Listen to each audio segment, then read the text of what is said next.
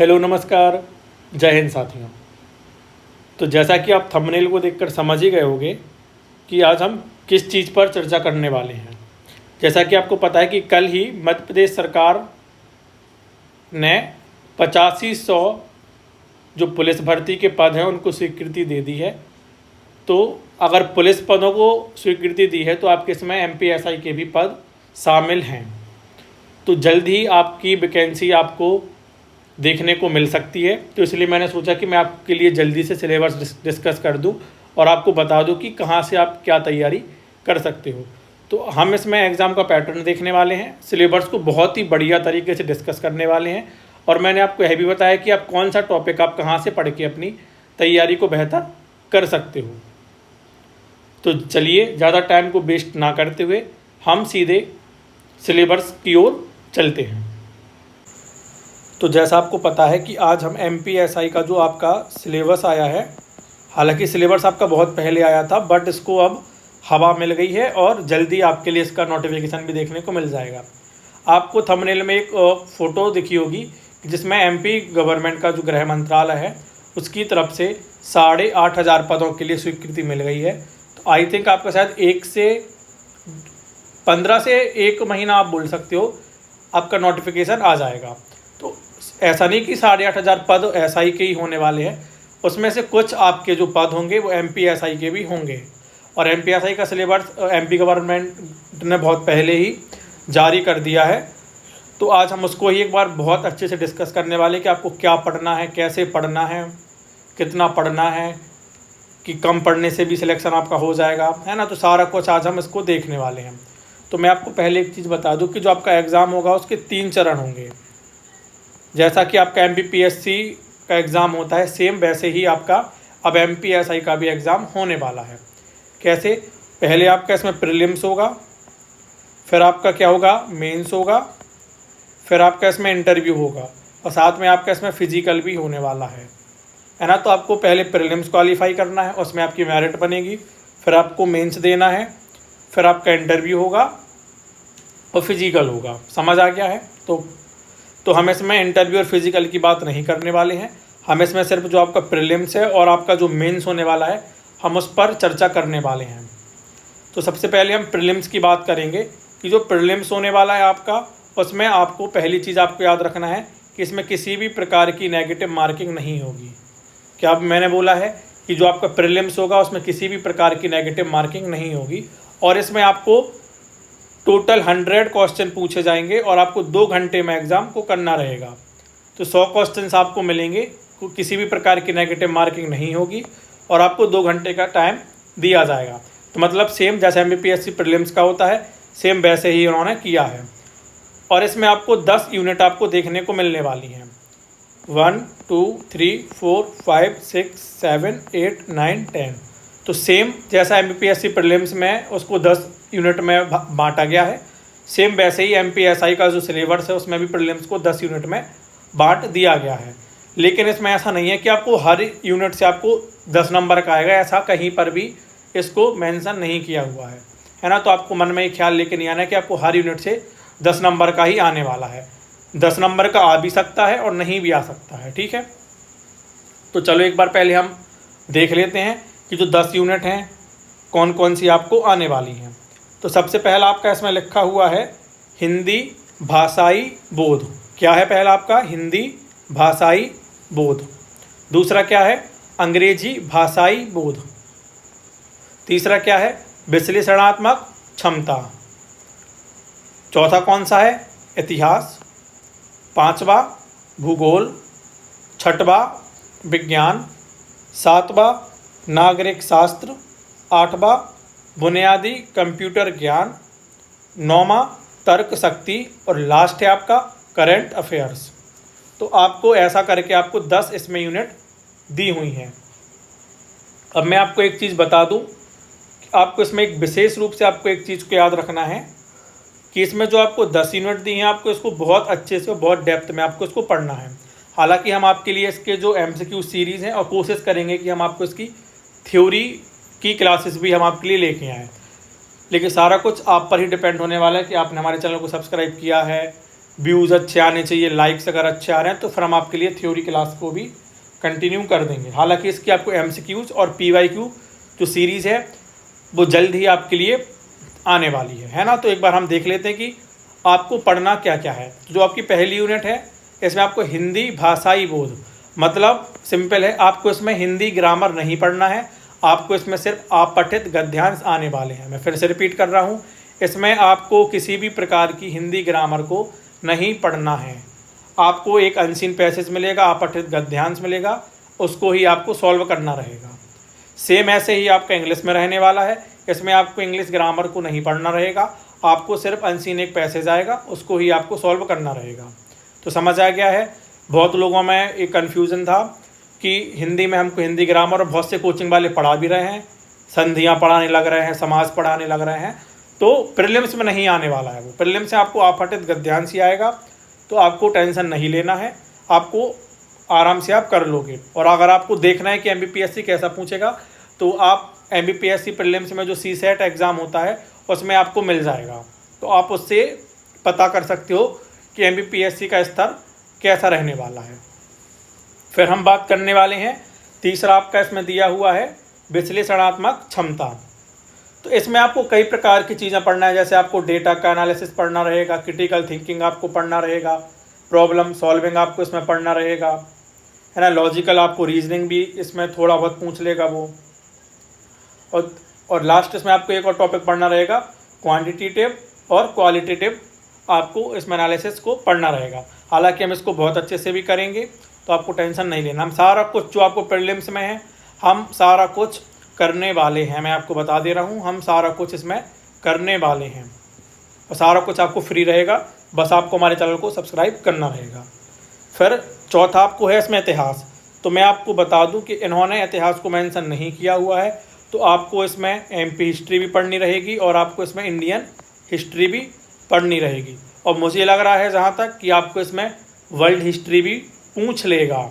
हालांकि world history पूछने के चांसेस कम हैं, लेकिन फिर भी अगर आपको टाइम मिलता है, हालांकि टाइम आपके पास पर्याप्त है, अगर आप कल से ही अपनी तैयारी को शुरू कर दोगे तो टाइम आपके पास पर्याप्त रहने वाला है। तो आपको इसमें MP हिस्ट्री और इंडियन हिस्ट्री को आपको ख़ास तौर पर पढ़ के जाना है। सिर्फ इंडियन हिस्ट्री पढ़ने से कुछ नहीं होगा, आपको MP हिस्ट्री को भी पढ़ना रहेगा। फिर इसमें 5वां लिखा हुआ है भूगोल। तो भूगोल में आपको MP का भी पढ़ना रहेगा, इंडिया का भी पढ़ना रहेगा, और आपको इसमें वर्ल्ड का भी पढ़ना रहेगा। तो सिंपल सी बात है, आपको तीनों का भूगोल पढ़ के जाना पड़ेगा। अगर आप सोच रहे हो कि हम सिर्फ इंडियन भूगोल पढ़ के चले जाएंगे, वर्ल्ड का पढ़ के चले जाएंगे, है ना, तो नहीं, इंडियन, वर्ल्ड और MP तीनों का आपको भूगोल पढ़ना रहेगा। समझ आ गया है। फिर छठवा आपका विज्ञान। तो आई थिंक आपको विज्ञान में पता होगा कि आपको इसमें फिजिक्स, केमिस्ट्री और बायोलॉजी को पढ़ना रहेगा। फिर इसमें एक नया सब्जेक्ट जो आपने आई थिंक बहुत कम लोगों ने सुना होगा, इसमें नागरिक शास्त्र करके एक नया टॉपिक जुड़ा हुआ है, तो इसको भी आपको बहुत अच्छे से पढ़ना रहेगा। हालांकि इसके हम MCQ सीरीज़ लेके आएंगे, तो आप पूरा MCQ से ही आप पूरा इसको कर लोगे। मतलब हम एक MCQ से आपके 4 फैक्ट कवर करने वाले हैं, और आपको हर MCQ में आपको डिस्क्रिप्शन भी मिलने वाला है। तो अगर जिन बच्चों ने थ्योरी नहीं भी पढ़ रखी है, तो वे MCQ सीरीज़ से भी अपना पूरा कंप्लीट कर लेंगे। फिर आपको बुनियादी कंप्यूटर ज्ञान है, जिसकी सीरीज़ हमने पहले ही स्टार्ट कर दी है। तो अगर आप वो सीरीज़ देख रहे हो, फिर आपको किसी भी प्रकार की टेंशन को नहीं लेना है, क्योंकि उसमें आपको सरल से सरल और कठिन से कठिन आपको MCQs मैम करा रही हैं, और प्रॉपर आपको डिस्क्रिप्शन भी उसका दे रही हैं। आप विश्वास नहीं करोगे, अकेली कंप्यूटर जनरेशन के आपके 4 लेक्चर हो गए हैं, मेमोरी के भी आपके कम से कम 3 लेक्चर हो गए हैं, इनपुट आउटपुट डिवाइस के भी आपके 4 से 5 लेक्चर होने वाले हैं। तो इतने डेप्थ में, इतने बढ़िया MCQs मैम आपके लिए करा रही हैं, उसमें आपको PYQ भी शामिल किए हुए हैं। तो अगर आप सिर्फ वो भी करके जा रहे हो, उससे भी आपका काम चल जाएगा, क्योंकि आपको वहाँ पर MCQs फॉर्मेट में ही आने वाला है। तो अगर आप चाहो तो आप हमारी वो सीरीज़ देख सकते हो, आपको काम आने वाली है। फिर 9th नंबर पे आपको रीजनिंग है, तो रीजनिंग आपको करना है। और लास्ट आपको रहेगा करंट अफेयर्स। तो करंट अफेयर्स में आपको, मैं फिर से रिपीट कर रहा हूँ, इसमें आपको MP का करंट पढ़ना रहेगा, वर्ल्ड का पढ़ना रहेगा, और इंडिया का भी आपको इसमें करंट पढ़ना रहेगा। तो आपको तीनों का करंट इसमें पढ़ना रहेगा। मैं आपको एक चीज़ और बता दे रहा हूँ, अगर इसका जो एग्ज़ाम है, अगर इसका जो एग्ज़ाम होगा, अगर MBPSC लेगा तो फिर आपको MP करंट में, जो MBPSC के प्रीलिम्स की यूनिट में MP करंट में जो जो टॉपिक आपको मेंशन किए हुए हैं, आप सिर्फ उनको पढ़कर भी एग्ज़ाम में जा सकते हो। फिर तो आप उसमें जो ज्योग्राफी में जो आपको टॉपिक मेंशन किए हुए हैं उसको भी देखकर, इंडियन हिस्ट्री में जो आपको टॉपिक्स मेंशन किए हुए हैं, तो सारा कुछ फिर आप वो देखकर एग्ज़ाम में जा सकते हो। उसमें आपको काम ही आएगा, आपको दिक्कत नहीं आएगी वो। ठीक है, तो ऐसा करके आपको इसमें 10 यूनिट हैं। और मैं फिर से रिपीट कर रहा हूँ, 2 घंटे मिलेंगे आपको, 100 क्वेश्चन आने वाले हैं और किसी भी प्रकार की आपको इसमें नेगेटिव मार्किंग नहीं होने वाली है। तो समझ आ गया है आपको कि पहला पेपर आपका प्रीलिम्स का होने वाला है, और आई थिंक आपको बहुत अच्छे से समझ आ गया होगा। ठीक है, चलिए तो अब हम मेंस देखते हैं कि आपका जो मुख्य परीक्षा, मुख्य लिखित परीक्षा होने वाली है, आपको कैसे होने वाली है। तो आपको एक चीज़ मैं बता दूं कि आपको जो आपकी मुख्य परीक्षा होगी वो प्रारंभिक परीक्षा के चयन के बाद होगी, तो इसमें कोई बड़ी बात नहीं है। जब आप प्रीलिम्स क्वालिफाई करोगे उसके बाद ही आपको मेंस लिखने को मिलेगा, है ना। तो अब इसको आपको कोई रॉकेट साइंस नहीं था समझाने के लिए। अब जो आपको काम का है उसको आपको ध्यान से सुनना है। आपके इसमें 2 पेपर होने वाले हैं, मतलब आपके मेंस में 2 पेपर होने वाले हैं और 2 अलग अलग सत्रों में आयोजित किए जाएंगे। और एक पेपर आपका 300 नंबर का होने वाला है, तो मतलब 600 नंबर का आपका क्या होने वाला है, मेंस होने वाला है। इसमें क्या लिखा है, प्रत्येक प्रश्न पत्र अधिकतम 300 अंक का होगा, जिसकी अवधि 2 घंटे की होगी। मतलब आपको जो मेंस एग्ज़ाम होगा उसमें भी आपको 2 घंटे मिलने वाले हैं, और एक पेपर आपका इसमें 300 नंबरों का होगा, और इसमें आपकी नेगेटिव मार्किंग भी होने वाली है। तो समझ आ गया है। अब इसमें आपको एक चीज़ और इसमें लिखी हुई है, तकनीकी परीक्षा। तकनीकी परीक्षा से तात्पर्य है जो इसमें आपको जो तकनीकी विषय के जो पोस्ट हैं उसका जो एग्ज़ाम होगा वह आपका मुख्य परीक्षा के साथ साथ तकनीकी लिखित परीक्षा भी देनी होगी। मतलब आपको इसमें मेंस जो है उसको तो आपको देना ही रहेगा, इसके अलावा भी आपको अलग से तकनीकी परीक्षा भी आपको देनी रहेगी, जो आपकी 300 नंबर की होगी और 2 घंटे की होने वाली है। तो मोटा मोटा आपको समझ आ गया है कि आपको मेंस में कैसा क्या फॉर्मेट रहने वाला है। चलो तो अब हम एक काम करते हैं कि अब हम मेंस का सिलेबस देखते हैं कि आपको मेंस में क्या पढ़ना रहेगा। तो मेंस में आपको मैं बता दूं, बहुत ही बढ़िया सिलेबस दिया हुआ है मेंस का। देखो अब इसमें लिखा हुआ है कि देखो मैंने आपको बताया था कि आपके इसमें 2 पेपर होने वाले हैं। तो जो आपका पहला पेपर होगा वो 2 घंटे का होगा और अधिकतम आपके इसमें 300 अंक होंगे। मतलब पहला पेपर 2 घंटे का होने वाला है और इसमें 300 नंबर का होने वाला है। और इसमें आपको बोला गया है कि प्रत्येक खंड 150 अंक का होने वाला है। मतलब इसमें क्या है कि इसमें आपको 2 खंड मिलेंगे। जैसा कि आपने MBPSC अगर मेंस का कभी पेपर दिया है, आपने सिलेबस देखा है, तो उसमें भी ऐसे ही किया जाता है कि आपका एक पेपर होता है, उसमें आपके 2 पार्ट होते हैं, पार्ट ए करके होता है और पार्ट बी, और वो भी ऐसे 150 नंबर के आपके होते हैं। तो ऐसे ही आपका पेपर एक होगा, एक ही पेपर में आपको दोनों पार्ट मिलने वाले हैं। एक आपका 150 का होने वाला है, दूसरा भी आपका 150 का होने वाला है। और इसमें आपका ऋणात्मक अंक होंगे, मतलब इसमें आपकी नेगेटिव मार्किंग होने वाली है। तो मेंस में आपको विशेष रूप से याद रखना है, इसमें आपकी नेगेटिव मार्किंग होने वाली है। सेम ऐसे ही आपका जो सेकंड पेपर होगा वो भी आपका होने वाला है। तो चलिए अब हम पहले प्रश्न पत्र, जो आपका पहला पेपर होने वाला है, हम उसका एक बार सिलेबस को डिस्कस कर लेते हैं कि आपको क्या क्या आने वाला है। तो जो आपका पहला फर्स्ट पेपर होगा, इसमें आपके 2 पार्ट रहेंगे और दोनों पार्ट आपके 150 नंबर के होने वाले हैं। तो पहला पार्ट जो 150 नंबर का उसमें आएगा, उसमें आपको इतिहास और भारतीय समाज आने वाला है। मैं रिपीट कर रहा हूँ, इसमें आपको हिस्ट्री पढ़ना है और भारतीय समाज के बारे में पढ़ना रहेगा। अब हिस्ट्री में आपको क्या क्या पढ़ना है, हड़प्पा सभ्यता पढ़ना है, मौर्य साम्राज्य पढ़ना है, गुप्त साम्राज्य पढ़ना है, हर्षवर्धन पढ़ना है, 11वीं से 14वीं शताब्दी तक के उपमहाद्वीप में आए यात्रियों द्वारा दिए गए सामाजिक जीवन के विवरण को पढ़ना है, भक्ति सूफी परंपराओं को पढ़ना है, विजयनगर साम्राज्य को पढ़ना है, मुगल साम्राज्य पढ़ना है, ईस्ट इंडिया कंपनी को पढ़ना है, भारत में उपनिवेशवाद, 1857 का विद्रोह औपनिवेशिक नगरीकरण, नगर योजना, महात्मा गांधी को बहुत अच्छे से पढ़ना है, राष्ट्रीय आंदोलन और संविधान का निर्माण आपको पढ़ना है। लेकिन आपको इसमें एक चीज़ आपको स्टार लगाना है, इसमें आपको जो दिल्ली सल्तनत है वह आपको इसमें नहीं पढ़ना है। आपको सिर्फ जो इसमें टॉपिक मेंशन किए गए हैं आपको उन टॉपिक को ही बहुत अच्छे से आपको पढ़ना है, इसके अलावा आपको कुछ भी नहीं पढ़ना है। जो आपको टॉपिक सीधा मेंशन किया हुआ है, जैसे हड़प्पा, तो आपको हड़प्पा सिर्फ पढ़ना है। अगर आपको मौर्य साम्राज्य किया हुआ है तो आपको सिर्फ मौर्य साम्राज्य ही पढ़ना है, आपको गुप्त पढ़ना है। अगर आपको सातवाहन मेंशन नहीं किया है तो आपको सातवाहन नहीं पढ़ना है। शुंग आपको मेंशन नहीं है तो आपको शुंग नहीं पढ़ना है ना। तो जो आपको सीधा सीधा मेंशन है आपको सिर्फ उसको ही पढ़ना है, उसमें ही आपका पेपर क्वालिफाई हो जाएगा। क्योंकि एमपीएससी सिर्फ अपने सिलेबस से ही पूछता है, उसके बाहर जाके वो कुछ भी नहीं पूछता है। ठीक है, फिर इसमें आपको क्या पढ़ना है, स्वतंत्रता के बाद देश के भीतर समेकन और पुनर्गठन। फिर आपको भारतीय समाज की मुख्य विशेषताएं और भारत की विविधता को पढ़ना है। भारत एवं मध्य प्रदेश की जनसांख्यिकी आपको पढ़ना है, मतलब जनगणना पढ़ना है। और मध्य प्रदेश की आपको जनजाति पढ़ना है। तो जो मध्य प्रदेश की जनजाति है इसकी भी हमने एमसीक्यू सीरीज़ आपके लिए लेके आए हैं। और मैं आपको बता दूं कि जो मध्य प्रदेश की जनजाति है इसको थ्योरी पढ़ने का कोई फ़ायदा नहीं है, इसमें आपको सारा कुछ रटने वाला है। अगर आप इसको एमसीक्यूज़ के माध्यम से करोगे तो आपको आई थिंक ज़्यादा अच्छे से चीज़ें समझ आएंगी। तो अगर आपको देखना है तो हमारे कुछ लेक्चर्स पड़े हुए हैं, हालांकि हम उसको कंटिन्यू भी करेंगे। हमने 50% हमने एमपी की जनजातियों को ख़त्म कर दिया है। तो आप चाहो तो हमारी वीडियोज़ को देख सकते हो।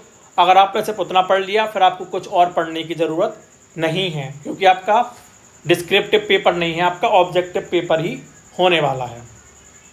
फिर क्या पढ़ना है, महिलाओं और महिला संगठन की भूमिका पढ़ना है, जनसंख्या एवं संबद्ध मुद्दे, गरीबी और विकासात्मक मुद्दे, शहरीकरण, उनकी समस्या और उनके उपचार को हम पढ़ने वाले हैं। फिर इसमें भारतीय समाज पर वैश्वीकरण का प्रभाव। तो मैं आपको एक चीज़ बता दूं कि जो पार्ट 1 होगा इसको हम पूरा एमसीक्यूज़ सीरीज़ के फॉर्मेट में हम इसको कंप्लीट कर लेंगे। हम आपका एमपीएसआई का पूरा सिलेबस कराने वाले हैं, लेकिन हम सारा कुछ आपको एमसीक्यूज़ फॉर्मेट में ही कराने वाले हैं। उसमें ही हम आपको थ्योरी बताएंगे, उसमें ही हम आपको एक्स्ट्रा फैक्ट बताएंगे। हम आपको ऐसा नहीं कि अलग से थ्योरी की क्लासेस हम आपको लेके नहीं आएंगे, हम आपको एमसीक्यू सीरीज़ ही लेके आएंगे। तो उसमें आपका जो थ्योरी वाला पोर्शन है उसको भी हम साथ साथ कवर करते जाएंगे। ठीक है, तो आपका पूरा कंप्लीट होने वाला है। फिर आपका इसमें जो पार्ट बी है, मैंने आपको बताया था कि पेपर 1 में 150 नंबर का आना है। तो ऊपर के आपको 150 अंक समझ आ गए होंगे, हम नीचे के 150 अंक देखने वाले हैं। तो इसमें आपको शासन, संविधान, राजनीति, सामाजिक न्याय और विधान के बारे में आपको पढ़ना रहेगा। इसमें आपको क्या क्या पढ़ना है तो मैं आपको बता दूं, भारतीय संविधान, ऐतिहासिक आधार, विकास, विशेषताएं, संशोधन, महत्वपूर्ण प्रावधान और बुनियादी संरचना को आपको पढ़ना है। संघ एवं राज्यों के कार्य, उत्तरदायित्व, संघीय ढांचे संबंधित मुद्दे, चुनौतियां, स्थानीय स्तर तक शक्तियों और वित्तों का हस्तांतरण, उसमें चुनौतियां। सारा सरल सिलेबस है, आपको ज़्यादा लोड नहीं लेना है। विभिन्न अंगों के बीच शक्तियों का पृथक्करण, विवाद निवारण तंत्र और संस्थाएं, सांसद और राज्य विधायिका संरचना, कामकाज, कारोबार का संचालन, शक्तियां और विशेषाधिकार, इनसे उद्भूति होने वाले मुद्दे। फिर कार्यपालिका और न्यायपालिका की संरचना, संगठन, कामकाज, सरकार के मंत्रालय, विभाग, दबाव समूह, औपचारिक अनौपचारिक संघ और राजनीति में उनकी भूमिका।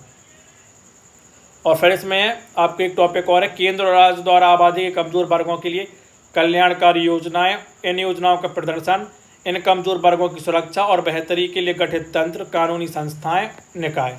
और लास्ट गरीबी और भूख से संबंधित मुद्दे। तो बहुत कठिन सिलेबस नहीं है, अगर आप इसको प्रॉपर सिंसियर होकर करोगे तो आपका सिलेबस बहुत अच्छे से कंप्लीट हो जाएगा।